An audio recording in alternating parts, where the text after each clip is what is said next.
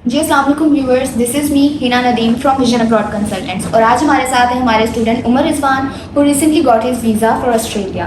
तो आइए जानते हैं उनकी वीज़ा जर्नी के बारे में। इस वीडियो में हम कंप्लीट प्रोसेस को डिस्कस करेंगे from admission till visa. So first of all अस्सलाम वालेकुम सर। वालेकुम सलाम। How are you sir? अल्हम्दुलिल्लाह। तो सर फर्स्ट ऑफ ऑल आप हमारे स्टूडेंट्स को अपने इंट्रोडक्शन दें कि आपकी एजुकेशन कहाँ से है और आप किस एरिया से बिलोंग करते हैं, ताकि उनको आइडिया हो आपके प्रोफाइल के अकॉर्डिंगली अपनी असेसमेंट के लिए। मेरा नाम मोहम्मद उमर रिजवान है और मैं बहावलपुर से बिलोंग करता हूँ और मेरी जो हायर स्टडीज़ हैं वो नेशनल डिफेंस यूनिवर्सिटी इस्लामाबाद से हैं और मैंने पीएस कंप्लीट किया है वहाँ से in government and public policy 2022 में। और उसके बाद 3 साल का मेरा रेलिवेंट फील्ड में एक्सपीरियंस था और उसके बाद ये है कि मेरा प्लान बना ऑस्ट्रेलिया का प्रोसेस करवाने का स्टूडेंट वीज़ा के लिए और मैंने वीएन अब्रॉड कंसल्टेंसी को चूज़ किया। सर आपका सीजीपीए क्या था आपके बैचलर्स में? मेरे बैचलर्स में सीजीपीए 3.25 था और इसके साथ मैंने आइल्स किया था। आइल्स में मेरे 6.5 ओवरऑल थे और with no band less than 6। IELTS की प्रिपरेशन आपने कहाँ से की थी, ऑनलाइन थी या कोई इंस्टीट्यूट? नहीं, आइल्स की प्रिपरेशन मैंने E2 आइल्स एक चैनल है यूट्यूब पे, उससे मैंने प्रिपरेशन की थी। ओवरऑल आपको आइल्स की प्रिपरेशन में कितना टाइम लगा था? आइल्स की प्रिपरेशन में मुझे 2 मंथ्स लग गए थे क्योंकि बेसिकली आइल्स में बहुत सारी टिप्स और ट्रिक्स होती हैं, स्मार्ट वर्क होता है। ज़रूरी नहीं है कि इंग्लिश ही जिसको ज़्यादा अच्छी है वो आइल्स में स्कोर ज़्यादा करेगा। इसमें बहुत सारी टाइम मैनेजमेंट होती है, बहुत सारी स्ट्रेटजीज होती हैं जो कि इम्प्लीमेंट करनी होती हैं। ऐसा है। आपको विजन अब्रॉड के बारे में कैसे पता चला? Vision Abroad I remember in January मैंने ऐड देखी थी आपकी फेसबुक पे। आई थिंक इन 1 वीक आपके मल्टीपल वीज़ाज ग्रांट हुए थे और उस ऐड पे मैंने क्लिक किया था और मेरा कांटेक्ट आपके काउंसलर मिस मरियम से हुआ था। So how was your experience with miss Maryam? It was very good और it was almost 5 to 5.5 months total journey का।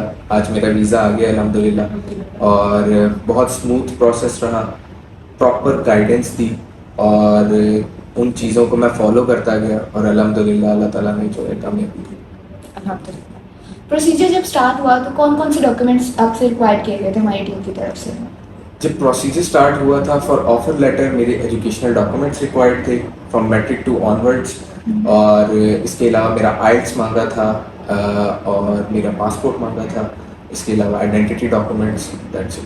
फरवरी में मेरा ऑफर लेटर आ गया था और उसके बाद थोड़ा टाइम लगा था जीडी क्लियर होने में क्योंकि बैंक स्टेटमेंट मैंने मैनेज करनी थी और उसको मैनेज करते हुए थोड़ा सा टाइम लगा मुझे, लेकिन अल्हम्दुलिल्लाह जीडी भी बहुत स्मूथली मेरी क्लियर हो गई थी और सीओई के बाद 12 जून को मेरा वीज़ा लॉन्च हुआ एंड इन जस्ट 11 days अल्हम्दुलिल्लाह आई स्टिल कांट बिलीव। अच्छा, आप व्यूअर्स को बताएं कि जिस यूनिवर्सिटी में आपने अप्लाई किया ऑस्ट्रेलिया में, वो कौन सी यूनिवर्सिटी है, किस कोर्स में आपने अप्लाई किया है and what are your prospects there? जी, जैसे मैंने आपको बताया कि मेरी जो क्वालिफ़िकेशन है वो बीएस मैंने किया हुआ है गवर्नमेंट एंड पब्लिक पॉलिसी में और जो मेरा कोर्स है उसको मैंने बहुत वाइजली चूज़ किया आफ्टर अ थॉरो रिसर्च और मैंने जो कोर्स चूज़ किया वो मास्टर्स ऑफ इंटरनेशनल रिलेशंस है एट कर्टन यूनिवर्सिटी और कर्टन यूनिवर्सिटी की भी मैंने थॉरो रिसर्च की थी और ड्यू टू रेलेवेंसी मैंने इसको परस्यू किया और अल्हम्दुलिल्लाह कर्टन से ही मुझे वीज़ा। कोर्स रिसर्च में, यूनिवर्सिटी की सिलेक्शन में हमारी टीम की तरफ से आपको कोई हेल्प किया गया था? बिल्कुल, क्योंकि जब आपको पता है मल्टीपल यूनिवर्सिटीज़ में अप्लाई करना होता है और जब कोर्स की बात हुई मैंने काउंसलर से मिस सिद्रा से डिस्कस किया, उन्होंने मुझे काफ़ी अच्छा गाइड किया और आफ्टर अ थॉरो रिसर्च आपकी काउंसलर जो थे उनके थ्रू भी और खुद मैंने भी अपनी रिसर्च की थी कि जिस तरह से मैंने जो कोर्स यूनिट्स पढ़े मैं अपनी प्रीवियस डिग्रीज में उसको रिलेट कर सकूं फर्दर जो है जिस कोर्स को मैं चूज़ कर रहा हूँ उसके अकॉर्डिंगली फिर मैंने जो है इस कोर्स को चूज़ किया और इसी की वजह से अल्हम्दुलिल्लाह मेरा वीज़ा है। अगर कोई काउंसलर ना होते या सपोज विजन अब्रॉड ना होता, कोई कंसल्टेंट नहीं, आप खुद से अप्लाई करते, so would it be possible for you to research so many universities and programmes by yourself? नहीं, इट वुड बी इम्पॉसिबल क्योंकि सिर्फ कोर्स फाइंड करना नहीं होता, डिग्री फाइंड करना नहीं होता।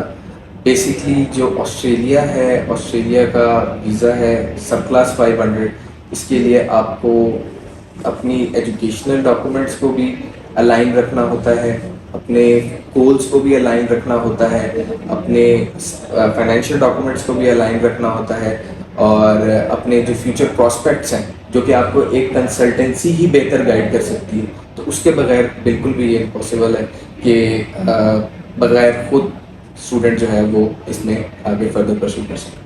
एग्जैक्टली अगर कोई स्टूडेंट खुद से अप्लाई करने के बारे में सोच रहा है तो सर हमारे पास लाइव एग्जांपल हैं कि without a counsellor, without expert guidance you can't actually align everything, you can't actually align your profile, और मे बी रिजेक्शन की वजह से आपकी वीज़ा हिस्ट्री ख़राब हो जाए और इसका इम्पैक्ट आपकी लाइफ टाइम तक रहेगा। अगर ऑस्ट्रेलिया की रिजेक्शन है देन यूएसए, न्यूजीलैंड, कनाडा, यहाँ पे भी आपके लिए मसले हो सकते हैं। तो एम आई राइट सर? बिल्कुल ऐसी है। ठीक है, कर्टिन यूनिवर्सिटी में आपने अप्लाई किया मास्टर्स ऑफ इंटरनेशनल रिलेशंस में, तो इनिशियल डिपॉजिट कितना था वहाँ पर? इनिशियल डिपॉजिट $19,212 था और मैंने फुल डिपॉजिट किया, और अल्हम्दुलिल्लाह इसमें ओवरऑल फीस में मुझे 12,500 का स्कॉलरशिप भी मिला है। और इसी तरह स्कॉलरशिप में हेल्प आउट किया टीम ने? हाँ बिल्कुल, स्कॉलरशिप मुझे 12,500 का स्कॉलरशिप भी मिला है कर्टेन की तरफ से, और स्कॉलरशिप भी BN अब्रॉड कंसल्टेंसी की गाइडेंस के थ्रू ही मिला, क्योंकि अगर खुद स्टूडेंट अप्लाई कर रहा होता है उसको नहीं पता होता किस तरह से स्कॉलरशिप को भी देखना है, किस तरह से अपनी रिक्वायरमेंट्स को मीट करना है। स्कॉलरशिप का क्राइटेरिया क्या है? स्टूडेंट्स को इस हवाले से बताएं। मोस्टली स्टूडेंट्स कहते हैं हमें फुली फंडेड चाहिए, तो अब उसके बारे में आप क्या कहेंगे और अपने प्रोसेस के अकॉर्डिंगली क्या करेंगे?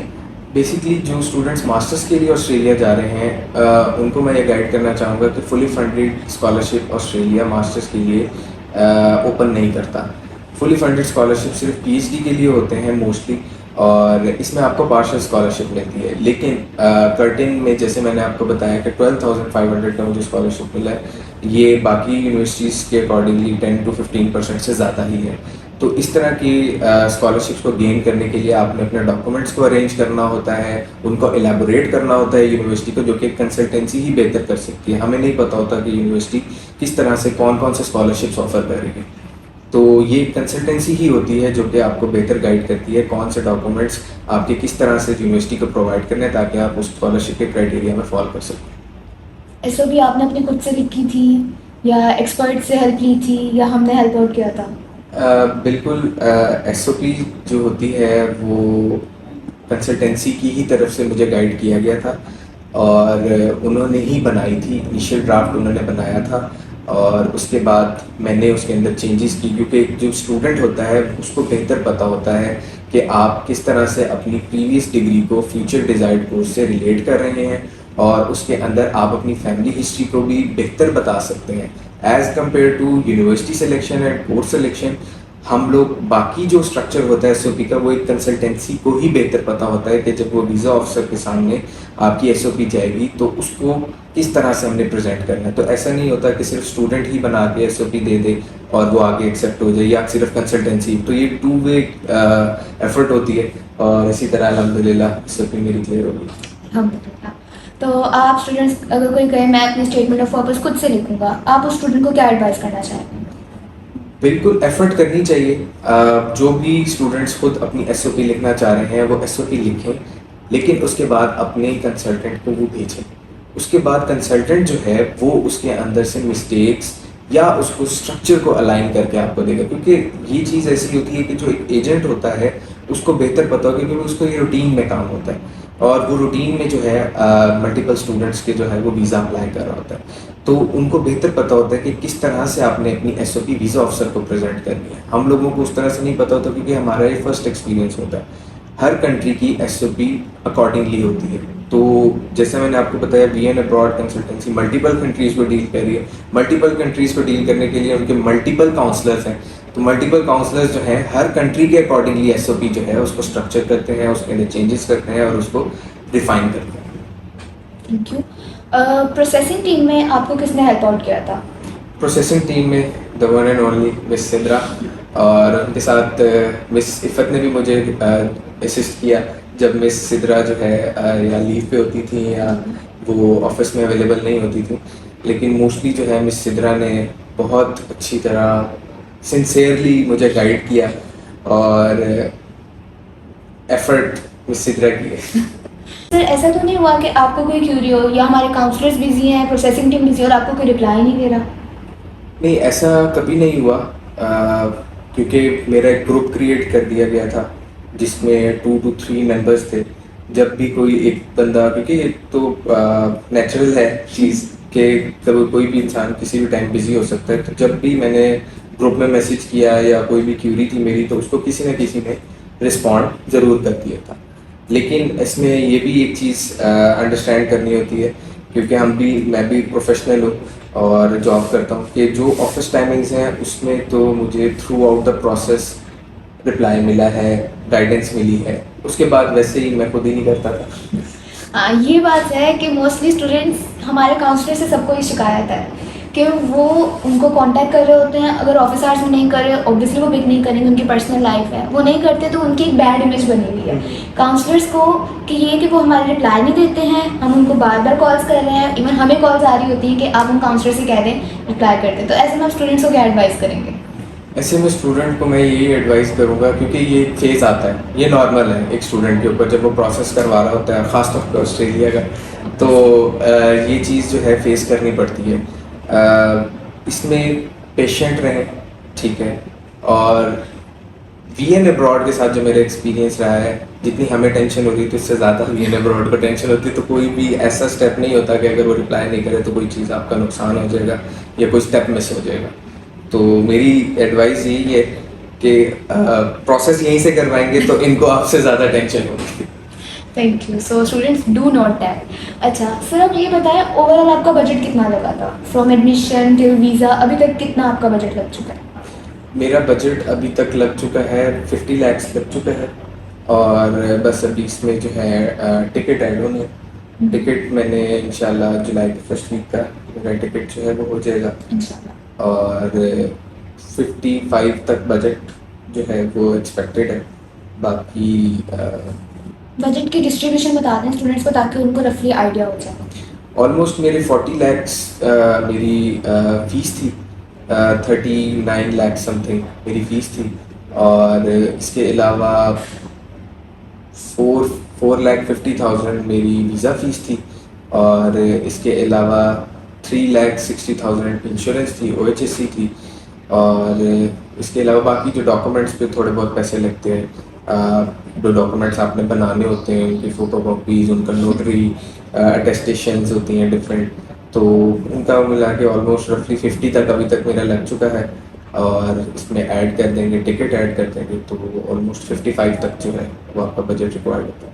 जितनी भी आपने फ़ी पे की है, इंश्योरेंस है, OHSC, इसके अलावा इनिशियल है, वीज़ा फ़ीस है, ये हमारे थ्रू पे की थी या आपने खुद की? जो मैंने फ़ीस थी, यूनिवर्सिटी की फ़ीस थी, वो तो मैंने खुद पे की थी, और इसके अलावा OHSC भी मैंने खुद परचेज़ की थी, और वीज़ा फ़ीस जो है वो थ्रू सर्विशान। ठीक है, मतलब उसमें हमने हेल्प आउट किया था लेकिन कम्प्लीटली आपके ऊपर भी था कि आप कर सकते हैं। जी जी, मुझे ऑप्शन दिया गया था कि आप खुद भी पे कर सकते हैं, फ़ीस में भी ऑप्शन दिया गया था, OHSC में भी और वीज़ा फ़ीस में भी। तो जो मेरे से हो सकता था वो मैंने खुद पे किया, और ऑब्वियसली वीज़ा यहाँ से अप्लाई होना था तो सजीशान ने यहाँ से वीज़ा फीस लिया। हमने कोई एक्स्ट्रा तो नहीं आपसे चार्जेस डिमांड की कि फ़ीस आपकी कम थी और हमने आपसे कहा नहीं हमने जमा करवानी, हम आपसे ज़्यादा डिमांड करेंगे, ऐसा कोई सीन हुआ? नहीं, बिल्कुल भी नहीं, इस तरह से कभी भी नहीं हुआ। जो एक एक्चुअल अमाउंट शो हो रही होती है, चाहे वो वीज़ा फ़ीस है, चाहे वो OHSC है, या आपकी जो ट्यूशन फ़ी है। ट्यूशन फ़ी तो ऑब्वियसली फ्लाईवायर के थ्रू, बैंक के थ्रू होती है, और उसमें बैंक के अपने 10,000 15,000 चार्जेस होते हैं। इसके अलावा OHSC और वीज़ा फ़ीस में भी ऐसी होता है कि जिस कार्ड से आप पे कर रहे होते हैं, अगर वो फाइलर है कार्ड होल्डर, तो आपकी जो है वो 11% टैक्स लगता है, और अगर वो फाइलर नहीं है तो उसमें 16% टैक्स लगता है। तो ये तो गवर्नमेंट के टैक्स से होते हैं। जी। तो हमें आपने कितनी कंसल्टेंसी फ़ी पे की थी? कंसल्टेंसी फ़ीस स्टेप वाइज थी, जी। हर स्टेप क्लियर होने पे मेरे से फ़ीस ली गई थी। अभी तक जो है आज मेरा जैसे वीज़ा है, रिमेनिंग फ़ी मैंने आज पे करनी है। जी। बिफोर वीज़ा 1.5 lakhs और आफ्टर वीज़ा 1.5 lakhs, तो टोटल 3 lakhs। ठीक है, कोई हिडन चार्जेस जो हमने स्टार्टिंग में आपको ना गाइड किया हो? नहीं, कोई हिडन चार्ज नहीं, इवन के मैंने एप्लीकेशन चार्जेस एक और यूनिवर्सिटी के पे किए हुए थे, लेकिन वहाँ रिक्वायर्ड नहीं थी, हाँ। तो वो मेरे कंसल्टेंसी फी में एडजस्ट कर लेती है। जी। हमने ऐसा तो नहीं किया कि नहीं आपने पे कर दिया, नॉन रिफंडेबल है। नहीं नहीं, बिल्कुल भी ऐसा नहीं है। मुझे कहने की भी ज़रूरत नहीं पड़ी, मिस वाले ने खुद ही बता दिया था आपके 32,000 पेंट हमारे पास है, रिमेनिंग जी। फ़ी आप पे कर दें। So that's the thing, there are no hidden charges, सिर्फ वही चार्जेस हैं जो आपने पे करने हैं। लाइक सर उमर रिजवान जिन्होंने अपनी सारी फीस जो है वो खुद पे की है, जो चीज़ें हमसे पे करवाई हैं दे वर ट्रांसपेरेंट, और जितने चार्जेस हमने उनसे डिमांड किए हैं वो भी स्टार्टिंग से बताए गए थे। तो यहाँ पे स्टूडेंट्स को बेफिक्र होना चाहिए कि हम स्टूडेंट्स को लाइक फ्रॉडुलेंट एक्टिविटी कोई भी नहीं है, and you have to trust us कि हम सिर्फ प्रोफेशनली अपना काम करते हैं। जो चार्जेस होते हैं वो हम आपको स्टार्टिंग से ही गाइड करते हैं सारे प्रोसेस के हवाले से। तो सर ओवरऑल आपके प्रोसीजर में टाइम कितना लगा, आपने हमें कब अप्रोच किया, ऑफर लेटर कब तक आया, और जीटी के बारे में बताएं। स्टूडेंट्स बड़े घबरा जाते हैं, जीटी क्या है, किसी और कंट्री में तो है नहीं, तो यहाँ पे क्या सीन है इसका? बेसिकली मैंने जनवरी में जो है अप्रोच किया था बीएन अब्रॉड कंसल्टेंसी को, और विद इन अ मंथ मेरी जो है ऑफ़र लेटर आ गया था।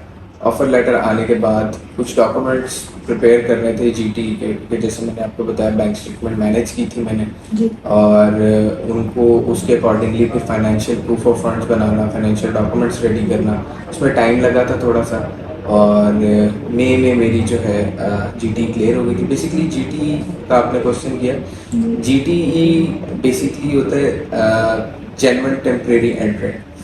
जेन्युइन टेम्परेरी एंट्रेंट सिर्फ ऑस्ट्रेलियन स्टूडेंट्स के लिए ये क्लियर करनी होती है, बाकी कंट्रीज़ के लिए भी होती है। लाइक यूके है, उसके लिए आपको कैश लेना पड़ता है, कैश में वो आपके सारे फाइनेंशियल डॉक्यूमेंट्स अब से देखने लग गए हैं। ऑब्वियसली वो प्रोसेस ज़रा चेंज हुआ है, हाँ। रिक्वायरमेंट्स चेंज हो गई हैं। हाँ जी, तो अब प्रोसेस जो है वो उस तरह से आपकी देखते हैं कि स्टूडेंट की इंटेंशंस क्या है आने की, और अगर वो आ रहा है किसी भी पर्टिकुलर कंट्री में तो उसके पैसे या फाइनेंसेस इतने हैं कि वो यहाँ अपना अफोर्ड कर सकता है लिविंग एक्सपेंस, और इसके अलावा क्या वो फर्दर आगे जो फीस है वो पे कर सकता है कि नहीं कर सकता। इसके लिए कुछ फाइनेंशियल डॉक्यूमेंट्स बनते हैं, कुछ आपकी अगर आपकी क्वालिफिकेशन के डॉक्यूमेंट्स होते हैं, एजुकेशनल डॉक्यूमेंट्स होते हैं, और आपके वर्क एक्सपीरियंस होते हैं, जिसमें वो तीनों एस्पेक्ट्स को जो है वो इवैल्यूएट करते हैं। इसमें आपकी एजुकेशन होती है, आपका वर्क एक्सपीरियंस होता है, और आपके फाइनेंशियल डॉक्यूमेंट्स होते हैं। इन तीनों क्राइटेरिया को जो फुलफिल करता है वो फिर आगे उसको जो है उसकी जीटी क्लियर होती है, और फिर यूनिवर्सिटी सीओ इशू करती है। Very well explain. अब सर कोई इंटरव्यू तो नहीं हुआ आपका, अगर हुआ है यूनिवर्सिटी का या एम्बेसी का? नहीं, बिल्कुल भी इस तरह का कोई सिनेरियो मेरे साथ नहीं आया। ना ही यूनिवर्सिटी का इंटरव्यू हुआ है मेरा, और ना ही एम्बेसी का इंटरव्यू है मेरा, किसी भी लेवल पे, ना ऑफ़र लेटर के लेवल पे, ना जीटी पे, और ना ही वीज़ा पे। यहाँ पे मैं स्टूडेंट्स को एक बात एक्सप्लेन करना चाहूँगी कि हर केस डिफरेंट होता है। मोस्टली क्या होता है, एक स्टूडेंट का देख लिया, उनका इंटरव्यू नहीं हुआ, उनके फ्रेंड का नहीं हुआ, अगर उनको इंटरव्यू यूनिवर्सिटी ने रिक्वायर कर लिया देन दे पैनिक कि अब हम क्या करें। यहाँ पे मैं स्टूडेंट्स को एक बात एक्सप्लेन करना चाहूँगी कि हर प्रोफाइल डिफरेंट होती है। मे बी आपको इंटरव्यू यूनिवर्सिटी रिक्वायर कर ले, मे बी नहीं, तो इस हवाले से बेफिक्र हैं। विजन अब्रॉड के पास एक्सपर्ट टीम है इंटरव्यू की प्रिपरेशन के लिए। अब जैसे यहाँ पर हमारे पास सर उमर हैं, उनका इंटरव्यू नहीं हुआ, मे बी हमारे किसी और स्टूडेंट का हुआ हो, तो उसके लिए भी हमारे पास एक्सपर्ट टीम अवेलेबल है। You don't have to panic, everything will be considered and handled by our team professional. Sir आपकी बैंक स्टेटमेंट में कितनी अमाउंट आपने जो है शो करवाई थी? बैंक स्टेटमेंट मैंने शो करवाई थी 16 मिलियन की, और इसमें ऑब्वियसली कुछ मुझे मैनेज करने पड़े थे, कुछ अपनी प्रॉपर्टी सेल करनी पड़ी थी, और कुछ जो है हमारी सेविंग्स थी, लेकिन अल्हम्दुलिल्लाह मैंने जो की थी। तो सर आपको जो बैंक स्टेटमेंट की कैलकुलेशन है उसके हवाले से टीम ने गाइड किया था? बिल्कुल, बैंक स्टेटमेंट का टीम ने मुझे गाइड किया था। मेरी जितनी भी एक साल की फ़ीस बनती है वो उन्होंने कैलकुलेट करके मुझे पीकेआर में बताया। इसके अलावा एक साल का लिविंग एक्सपेंस एंड बर्थ वो मुझे बताया।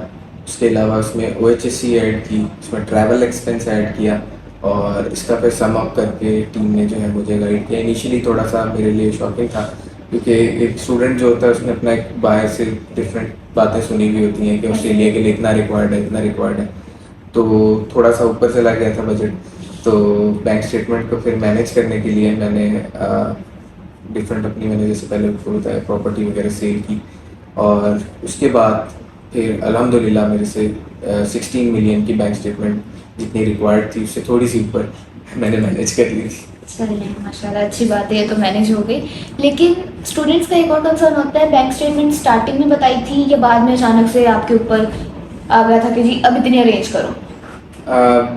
सबसे अच्छी बात इस कंसल्टेंसी की, वीएन अब्रॉड कंसल्टेंसी की, मुझे यही लगी कि जब फर्स्ट टाइम मैं यहाँ मीटिंग के लिए आया था, मिस मरियम ने भी मुझे बताया था, सर जिशान से मेरी मीटिंग हुई थी, उन्होंने मुझे एक सिंपल फार्मूला एक पेज पे लिख के दिया था, जिसमें उन्होंने बताया था कि 1 साल की आपकी फ़ीस, 1 साल का लिविंग एक्सपेंस, ट्रैवल एक्सपेंस और OHS, जीटी के टाइम पे आपको इतनी बैंक स्टेटमेंट रिक्वायर्ड है। तो फर्स्ट मीटिंग में ही जब मैंने अपना प्रोसेस स्टार्ट भी नहीं करवाया, मैंने अपनी प्रोफाइल जस्ट शेयर की थी, तब ही मुझे उन्होंने ये फार्मूला बता दिया था, जिसकी वजह से मुझे जो है बहुत सारी आसानी हुई, क्योंकि एकदम जब बताया जाता है कि काफ़ी कंसल्टेंसीज हैं जो कि एकदम स्टूडेंट को जो है वो पैनिक कर देती है कि अब आपने इतने शो करवाने हैं, इतने शो करवाने हैं, तो फिर स्टूडेंट के पास जो है वो ऑप्शन नहीं होता। तो स्टूडेंट जो है वो प्रोसेस भी उसका इस बेस पे जो है वो स्टक हो सकता है, कोई भी रीज़न हो सकता है। तो अल्हम्दुलिल्लाह मेरे साथ इस तरह का कोई भी इशू मैंने फेस नहीं किया, और इसीलिए अल्हम्दुलिल्लाह आज वीज़ा आ गई। अल्हम्दुलिल्लाह। सो दैट्स द केस, जैसा कि सर ने एक्सप्लेन किया, सारी चीज़ें स्टार्टिंग से ही ट्रांसपेरेंट है about the process, about the financials, each and everything is transparent. ऐसा नहीं है अचानक से आपको कह दिया जी इतनी अमाउंट आपने अरेंज करनी है, ऐसा बिल्कुल भी नहीं है। And that's the thing which makes vision Abroad consultants unique. Sir आपका वीज़ा कितनी देर में आया, कितने दिन में? मेरा वीज़ा फ्राइडे को लॉन्च हुआ था, एक मुबारक दिन पे लॉन्च हुआ था। जी, जी। 12 जून डेट थी, और अल्हम्दुलिल्लाह आज 23 जून है, और आज मेरा वीज़ा आ गया in just 11 days. I still can't believe. बहुत सारे स्टूडेंट्स ऐसे हैं जिनके लॉन्च पे काफ़ी पहले का हुआ, डिफरेंट ग्रुप्स ज्वाइन किए हुए थे, जी, जी। और उससे मैं काफ़ी पैनिक भी होता था। हर दिन मुझे मिस मरियम की तरफ से भी यही मैसेज आता था कि आपको ग्रुप लीव कर दें, ये बहुत नेगेटिविटी है उस ग्रुप में। लेकिन ये है कि इंसान हूँ, ठीक है, नो डाउट, इंसान करते हैं ऐसे, यस। लेकिन अल्हम्दुलिल्लाह I still can't believe in just 11 days मेरा वीज़ा आ गया। So what was your feeling, और आप उस वक्त क्या कर रहे थे जब आपको हमारी तरफ से कॉल आई, या आपको खुद पता चला था कि आपका वीज़ा आ गया? मुझे खुद पता चला था एक्चुअली। मैं एक दिन पहले मैंने सर जिशान को मैसेज किया था कि सर पोर्टल चेक कर लें, कोई अपडेट आई है। तो उन्होंने कहा कि आपने ही हमें बताना है, क्योंकि पहले आपको ही पता चलेगा, क्योंकि जो स्टूडेंट होता है उसी को जो है वो पहली ईमेल आती है। और जैसा आपने क्वेश्चन किया, मैं सुबह अपने ऑफिस में था इस्लामाबाद में, और इस्लामाबाद में मैं अपने ऑफिस की तैयारी कर रहा था, 8:30 का टाइम था, और जो मेरा फ़ोन है उसमें हर वक्त जो है ना एक वो ओपन रहती है मेरी मेल, तो मैं बार बार उसको ना रिफ़्रेश करता रहता था। तो इसी तरह जीटी में भी ऐसे ही होता था कि कोई मेल COE आ जाए, और इसी तरह वीज़ा में भी। तो मैं चेक कर रहा था, और जस्ट जैसे ही मैंने रिफ़्रेश किया तो ऊपर जो है वो इमी अकाउंट का मैंने जैसे ही वो देखा नोटिफिकेशन, मैंने फ़ौरन उसको क्लिक किया। तो मेरी हिम्मत नहीं हो रही थी वो नीचे स्क्रॉल करने की, देखने की कि रिजेक्शन तो नहीं है कहीं। एक दफ़ा खुशी भी हो रही थी और एक तरफ थोड़ा सा डर भी था कि पता नहीं क्या होगा। तो जैसे ही मैंने स्क्रॉल किया तो नीचे ग्रांट नोटिफिकेशन था। ग्रांट नोटिफिकेशन मैंने PDF ओपन किया, और मैंने स्टिल अभी तक वो पूरा PDF नहीं पढ़ा। तो मैंने जस्ट वो ऊपर फर्स्ट लाइन थी कि वी हैव ग्रांटेड यू सब क्लास 500, बस मैंने वहीं बंद किया और मैसेज देने चला गया। माशाल्लाह। सबसे पहले आपने किसको बताया था कि आपका वीज़ा कहाँ पे है? सबसे पहले मैंने अपनी मदर और अपने फादर को बताया था, क्योंकि ये जो भी आज जिस मकाम पे हूँ मैं, उनकी सपोर्ट की वजह से हूँ। No doubt. उनकी सपोर्ट ना होती तो ना मैं इतनी कभी बैंक स्टेटमेंट मैनेज कर सकता था, ना ही मैं कभी फ़ीस अपनी इतनी पे कर सकता था। ये उन्हीं की सपोर्ट है, और अल्हम्दुलिल्लाह उन्हीं की दुआओं से, और ऑब्वियसली वीएन अब्रॉड की गाइडेंस की वजह से, सपोर्ट की वजह से, हार्ड वर्क की वजह से। जितना मैंने हार्ड वर्क किया उससे ज़्यादा वीएन अब्रॉड कंसल्टेंसी ने हार्ड वर्क किया मेरे साथ साथ through out these 5 to 5.5 months. तो सबसे पहले मतलब मैंने मदर और फादर को बताया। विजन अब्रॉड में आपने सबसे पहले किसको बताया था, and what was the reaction of our team? सबसे पहले मुझे कुछ समझ ही नहीं आ रहा था, क्योंकि टाइम ऐसा था, आई नो मतलब 5 साढ़े 5 मंथ जिस टीम के साथ आप चले हो तो आपको पता होता है कि 8 साढ़े 8 बजे कोई रिप्लाई नहीं आने वाला। तो जी जी, ठीक है। उसके बाद बस मैंने कॉल्स की सबको। जी। सबसे पहली कॉल मेरी जो है वो मिस मरियम को थी, क्योंकि वो मेरी इमीडिएट काउंसलर थी। उसके बाद मिस सिद्रा, सर ज़ीशान। फिर जब किसी ने भी मेरी कॉल नहीं की अटेंड, तो मैंने सर ज़ीशान को मैसेज किया कि सर अल्हम्दुलिल्लाह वीज़ा ग्रांटेड। उसके 6 मिनट्स बाद सर का रिप्लाई आया, बहुत बहुत मुबारक हो। और जैसे ही सर का रिप्लाई आया तो मिस मरियम का भी रिप्लाई आया, और मिस मरियम का यही रिएक्शन था कि मैंने कहा था ना 13 से ही आपका वीज़ा आएगा। जी। अब ऐसे में ये है कि मैं आपको बता दूं, ऑफिस टाइमिंग्स हमारी 10 बजे से है, so that's why team was unavailable. But पूरी टीम को हमारी सच्ची में हम लोग बहुत ज़्यादा खुश हुए। हमें अराउंड 9:15 तक आपके वीज़ा का पता चला and we were like yes visa granted अल्हम्दुलिल्लाह। और हमने उसकी छोटी सी सेलिब्रेशन भी की थी कि स्टूडेंट से ज़्यादा हमें होता है कि वीज़ा आ जाए, उसकी सेलिब्रेशन हम करते हैं सारी चीज़ें, and it was moment of joy for both of us. और अल्हम्दुलिल्लाह it was granted. How satisfied are you with our team and our services? अल्हम्दुलिल्लाह आई एम 100% सेटिस्फाइड। और इसीलिए मैं जितने भी स्टूडेंट्स, ख़ास तौर पे क्योंकि मैंने प्रोसेस ऑस्ट्रेलिया का करवाया है, तो मैं उसका बेहतर आपको अपना एक्सपीरियंस बता सकता हूँ। थ्रू आउट द प्रोसेस आपके साथ कम्युनिकेशन गैप नहीं आता टीम का। आपको जो भी चीज़ बताई जाती है, ऐसा नहीं होता कि एक टाइम पे कोई और चीज़ बता दी उसके बाद उसको चेंज कर दिया। क्योंकि सर ज़ीशान के सुपरविजन में जो भी चीज़ें होती हैं वो एक टाइम पे मुझे एग्जैक्ट चीज़ें बताई जाती थी और उनको मैं फॉलो करता था, और अल्हम्दुलिल्लाह हर स्टेप में वो चीज़ें क्लियर होती गई। स्मूथ प्रोसेस था, गाइड अच्छा किया, और कहीं भी कम्युनिकेशन गैप नहीं रहा। क्योंकि जब कम्युनिकेशन गैप रहता है तब चीज़ें जो हैं वो थोड़ा सा ख़राब हो जाती हैं। लेकिन कम्युनिकेशन गैप 1% भी नहीं था, जिसकी वजह से जो भी मैं अपने डॉक्यूमेंट्स रेडी करता था, अपनी चीज़ें बनाता था, अपने लेटर्स बनवाता था, इसके अलावा अपनी एसओपी और बाकी जो डॉक्यूमेंट्स मैंने जिनकी अटेस्टेशंस करवानी थी, फ़ोटोकॉपीज़, इवन के फ़ोटोकॉपीज़ तक में मुझे जो है टीम ने गाइड किया कि आपने इस तरह से फ़ोटोकॉपी करवाना है, इस तरह से कलर्ड कॉपी करवानी है, इतने पेजेस आपने जो है नोटराइज करवाने, ईच एंड एवरीथिंग मुझे जो है वो गाइड की। क्योंकि जब आप किसी पे ट्रस्ट करते हैं तो इवन कि आपको पता भी होता है कि ये काम कैसे करना है, आप फिर भी पूछ लेते हो। तो ऐसा नहीं हुआ कि कभी भी टीम जो है वो मेरे से ऑफेंड हुई हो। मैं भी मिस को यही बता रहा था कि मिस सिद्रा को मैंने बहुत तंग किया है, ठीक है, उन्होंने मुझे कभी नहीं कहा, लेकिन आई नो कि एक छोटी से छोटी चीज़ भी मैंने उनसे पूछी है। इवन कि मैं कितने बजे जाऊँ नोटराइज करवाने और कितने बजे एफिडेविट्स बनवाऊँ, क्या करूँ क्या ना करूँ, ईच एंड एवरीथिंग, स्टैम्प्स कौन सी होनी चाहिए, सब कुछ पता था। लेकिन जस्ट एक कंफर्मेशन के लिए, क्योंकि जब आप ट्रस्ट करते हो तो आप हर चीज़ जो है अपनी कंसल्टेंसी की जो आपके काउंसलर होते हैं उनकी आप फॉलो करते हो। तो आपने मिस सिद्रा को कंग्रेचुलेट किया आज फिर? जी बिल्कुल, और उन्होंने बल्कि मुझे बहुत वार्मली जो है वो विश किया। और ऑब्वियसली खुशी होती है कोई भी काम करे बंदा, और अगर उसका आउटकम पॉजिटिव निकले तो अल्हम्दुलिल्लाह। मरियम ने भी बहुत एक्साइटेड थी वो, मतलब मैं तो उस फेज़ में ही नहीं था कि मैं अपनी फीलिंग एक्सप्रेस कर सकूं, लेकिन जिस तरह का मैंने यहाँ देखा लिटरली दिल से काम होता है यहाँ। तो सर आपने बायोमेट्रिक और मेडिकल वगैरह का ज़रा हमें बताएं। जी, बायोमेट्रिक और मेडिकल भी मैं बेसिकली, मेरी जॉब इस्लामाबाद में थी, मैं वहाँ से भी करवा सकता था, लेकिन दिल ने कहा कि नहीं ऑफिस जाऊँ। मैं यहाँ ऑफिस आया, यहाँ से मेरा वीज़ा लॉन्च हुआ, और यहीं से सर ज़ीशान ने मुझे इवन के रास्ता भी गाइड किया, क्योंकि मेरे लाहौर के रास्ते नहीं पता। मैं इस्लामाबाद से भी करवा सकता था, इस्लामाबाद में मैं पिछले 5 साल से रह रहा हूँ, और लेकिन मैं यहाँ आया क्योंकि सर ज़ीशान ने यहाँ से वीज़ा भी लॉन्च करना था। उन्होंने फिर मुझे गाइड किया कि यहाँ से आपने अजीज़ मेडिकल कॉम्प्लेक्स जो है वो कितने फासले पे है, उसके बाद जेरी ऑफिस, बीएफएस ऑफिस जो है वो कितने फासले पे है, इस टाइम पे जो है आपने यहाँ जाना है, इस टाइम पे वहाँ जाना है। तो इस तरह से जो है उन्होंने गाइड किया। तो मैंने all the way I came to Lahore from Islamabad just for biometric and medical, क्योंकि तसल्ली यही थी कि जिस तरह से सर ज़ीशान गाइड करेंगे, ऑफिस जाऊँ उनकी गाइडेंस के थ्रू मेडिकल और बायोमेट्रिक के लिए जाऊँ, तो इसलिए लाहौर से मैंने करवाया। You came to Lahore because we were here, our office was here. बिल्कुल बिल्कुल तसल्ली हो जाती है। Okay. तो सर आपकी क्लासेस कब से स्टार्ट है?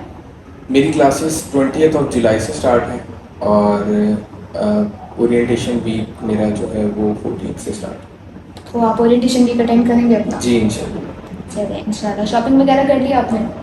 नहीं, शॉपिंग अभी नहीं की क्योंकि अभी मैं यहाँ लाहौर से मैंने जाना है जी। घर और घर जाके जो है फिर चीज़ें अलाइन करनी है, कुछ चीज़ें कुछ डॉक्यूमेंट्स जो हैं वो अपने सेट करने, लाइसेंस वगैरह जो है वो करवाना है, इंटरनेशनल ड्राइविंग लाइसेंस करवाना है और फर्दर जो डॉक्यूमेंटेशन है वो करनी है और उसके बाद जो है डिसाइड करना है कि किस डेट की मुझे अपनी फ़्लाइट करवानी है, तो उसके अकॉर्डिंगली फिर जो है शॉपिंग करेंगे। चलिए गुड लक फॉर दैट। हमारी टीम ने आपको गाइड किया है कि शॉपिंग लिस्ट क्या है, कोई चेकलिस्ट दी हो कि कैसे होगा सब कुछ? जी बिल्कुल, अभी डिस्कस हो रहा था, अभी इसके बाद उसी पर डिस्कशन होगी और फिर ज़िशान ने गाइड किया है, लेकिन ये है कि प्रॉपरली टीम के साथ अभी डिस्कशन होगी इस वीडियो के बाद। तो फ्री डिपार्चर ब्रीफिंग इनकी रहती है, वो भी होगी और हर स्टूडेंट इनका वीज़ा आते हैं उनकी भी होती है ऐसे, उनको हम हर चीज़ के बारे में ब्रीफ करते हैं। आपको ड्राइविंग लाइसेंस का किसने मशवरा दिया कि इंटरनेशनल ड्राइविंग लाइसेंस आपके पास होना चाहिए? सर ज़िशान ने ये मशवरा दिया और उन्होंने मेरा ड्यूरेशन भी पूछा था कि मेरा जो लोकल ड्राइविंग लाइसेंस है पाकिस्तान का उसको कितना टाइम हो चुका है और उसको फिर उन्होंने कहा कि कन्वर्ट करवाना है इंटरनेशनल ड्राइविंग लाइसेंस में, तो वो इन 2 to 3 days वो हो जाता और ताकि ये है कि फिर वहाँ जाके आप जो है ड्राइव कर सकते हैं, आप गाड़ी ले सकते हैं। आप स्टूडेंट्स को सजेस्ट करेंगे कि वो ड्राइविंग सीखें या अगर उनको आती है तो अपना लाइसेंस ऐसे बनवाएं? बिल्कुल, मैं स्टूडेंट्स को रिकमेंड करूँगा कि जिन स्टूडेंट्स का ऑलरेडी ड्राइविंग लाइसेंस जो है वो बना हुआ है पाकिस्तान से, उसको इंटरनेशनल ड्राइविंग लाइसेंस में कन्वर्ट करवा के वो लेके जाएं साथ, ताकि वहाँ आप जो है उस पर ड्राइव कर सकें। आपने अपना यूनिवर्सिटी जाना है, आप वहाँ अगर कोई इनिशियली अफोर्ड नहीं भी कर सकता गाड़ी परचेज़ करना, वहाँ रेंट पे गाड़ी आपको मिल जाती है, आप जो है यूनिवर्सिटी थ्रू कार जा सकते हैं अपने। अगर आप पार्ट टाइम कोई जॉब कर रहे हैं तो आप पार्ट टाइम जॉब के लिए आप जा सकते हैं और अगर आप जो है कोई इस तरह की जॉब कर रहे हैं जो कोई गाड़ी पे होती है तो उसमें आपको बेहतर आसानी हो जाती है। हमारी टीम ने आपको ये गाइड किया है कि आपको वहाँ जाकर भी हम असिस्ट करेंगे, वहाँ पर हमारे ये लोग तो- हैं और पुरानी स्टूडेंट कम्युनिटी बनी हुई है। बिल्कुल, ये तो स्टार्टिंग में ही सर ज़िशान से जब मेरी पहली मुलाकात थी तभी उन्होंने बता दिया था कि जो कम्युनिटी है वहाँ जो रिप्रेजेंटेटिव्स हैं वो आपको असिस्ट करेंगे हर चीज़ में, उनके अकोमोडेशन में, जॉब में, through studies, each and everything. और ये मेरे माइंड में पहले था, इसीलिए ट्रस्ट एक बिल्ड हुआ कि सिर्फ ये प्रोसेस यहाँ तक का नहीं है, ये प्रोसेस जो है थ्रू आउट मेरी जो जर्नी है, मेरी जो स्टडीज़ की जर्नी है ऑस्ट्रेलिया में, through out the entire period ये गाइडेंस रहेगी इंशाल्लाह। बिकॉज हमारी जो कम्युनिटी वहाँ पे अब स्टूडेंट्स कितनी अच्छी इस्टेब्लिश हो चुकी है कि अब हमारे जो मज़ीद स्टूडेंट्स जाते हैं उनको स्टार्टिंग में ना अकोमोडेशन में कोई इशू आता है ना जॉब हंटिंग में, बिकॉज पाकिस्तानी ही पाकिस्तानी वहाँ पे हेल्प करते हैं। आई एम वेरी श्योर इंशाल्लाह you will get a good job and इंशाल्लाह you will secure your future इंशाल्लाह। तो सर सपोज अगर कोई स्टूडेंट है उसने अपना बैचलर्स कर लिया है और वो ये वीडियो देख रहे हैं तो आप उसको क्या सजेस्ट करेंगे अगर वो स्टडी अब्रॉड के लिए इंटरेस्टेड है? तो फर्स्ट स्टेप क्या होना चाहिए रिगार्डिंग आइल्स और consultation? What should be the first step? जिन स्टूडेंट्स ने अभी अपना PS कंप्लीट कर लिया है और फर्दर वो मूव करना चाह रहे हैं फॉर स्टडी वीज़ा, सबसे पहले आइल्स भी करने से पहले मेरी ये सजेशन होगी कि आप कोई अच्छा कंसल्टेंट ढूंढें ताकि वो आपको आइल्स में भी असिस्ट कर सके, जो कि मैंने ये नहीं किया था। लेकिन ये है कि आइल्स में भी जो है कंसल्टेंसीज जो है वो असिस्ट करती हैं। वो आपको फॉर एग्जांपल अगर आपकी कोई यूनिवर्सिटी डिज़ायर्ड यूनिवर्सिटी है उसमें आप एडमिशन लेना चाह रहे हैं, हर यूनिवर्सिटी का क्राइटेरिया कोर्स वाइज चेंज होता है आइल्स का। अगर आप अपने तौर पे आइल्स कर लोगे और आप कंसल्टेंसी नहीं लोगे और आपको नहीं पता होगा तो फिर आपकी जो डिज़ायर्ड यूनिवर्सिटी होगी, अगर आपके डिज़ायर्ड बैंड्स उससे मैच नहीं कर रहे होंगे तो फिर आप उसमें अप्लाई नहीं कर सकोगे। तो बेहतर ये है कि जब भी आपने प्लान करना है आपने कंसल्टेंसी लेनी है, ख़ास तौर पे वी एंड अब्रॉड कंसल्टेंट्स, क्योंकि मेरा एक्सपीरियंस रहा है। मैं इस तरह से नहीं कोई भी बात करता क्योंकि ये चीज़ मैंने एक्सपीरियंस की है। मेरे होते हुए भी डिफरेंट स्टूडेंट्स यहाँ मैंने स्टूडेंट्स को रेफ़र किया है और देखा भी है जिन स्टूडेंट्स का यहाँ से प्रोसेस चल रहा है। तो बेहतर ये है कि यहाँ आएँ पहले, उनको अपना प्लान बताएं, कंट्री बताएं, यूनिवर्सिटी बताएं अगर आपने ऑलरेडी कोई चूज़ की हुई है या आपकी कोई डिज़ायर्ड यूनिवर्सिटी है, उसके अकॉर्डिंगली टीम जो है वो आपको बताएगी कि इसकी रिक्वायरमेंट क्या है। आइल्स की फॉर एग्जांपल रिक्वायरमेंट है, अगर उनकी 7 बैंड्स है तो आपने 7 बैंड्स लेने हैं। ये ना हो कि आप पहले आइल्स दे दें, आपके 6.5 आए हैं तो आप फिर उस 7 बैंड्स वाले कोर्स में यूनिवर्सिटी में आप अप्लाई नहीं कर सकें। तो आई विल रिकमेंड कि पहले कंसल्टेंसी, उसके बाद आइल्स और देन फिर प्रोसेस। इसमें मैं एक चीज़ और ऐड करना चाहूँगी कि विजन अब्रॉड कंसल्टेंट्स ने रिसेंटली आइल्स और पीटी की क्लासेस स्टार्ट की हैं। We have our expert instructor है और आइल्स और पीटी दोनों टेस्ट में स्टूडेंट्स को रिक्वायर्ड बैंड्स के लिए हम असिस्ट करते हैं। इस हवाले से भी आप बेफिक्र हो जाएं। अगर आपका आइल्स या पीटी नहीं है, we are here to help you out. Okay, sir, thank you so much for your time and once again congratulations. You're welcome. And another thing I would like to advise you कि अपने visa document को completely पढ़ लें एक दफ़ा। ठीक, sure. Because हमारे पास team में हमें कहा जाता है कि वीज़ा डॉक्यूमेंट कभी किसी ने पढ़ के देखा है या नहीं देखा, तो वो चीज़ जो है एक स्टूडेंट को भी चाहिए जाने से पहले। नोट, मैं मजाक के टोन में ही कह रही हूँ कि एटलीस्ट उसको एक दफ़ा पढ़ लें ताकि it will be easy for you to know all the rules regulations और ईजी हो जाता है स्टूडेंट्स के लिए। So it was just a joke or you can say I was just kidding about ये it. भी मैं It's a Miss मरियम से friendly पढ़वा advice दूँगा। to you. It's a friendly advice to you from me, not Vision Abroad Consultants. Vision Abroad भी suggest करेंगे, but from me it's an advice. बाकी overall it was a great time with you, interviewing you. तब तक के लिए अपना ख्याल रखिए, and if you are really concerned about your future and you want to apply for study abroad, Vision Abroad Consultants is here to help you. Am I right? बिल्कुल। Thank you.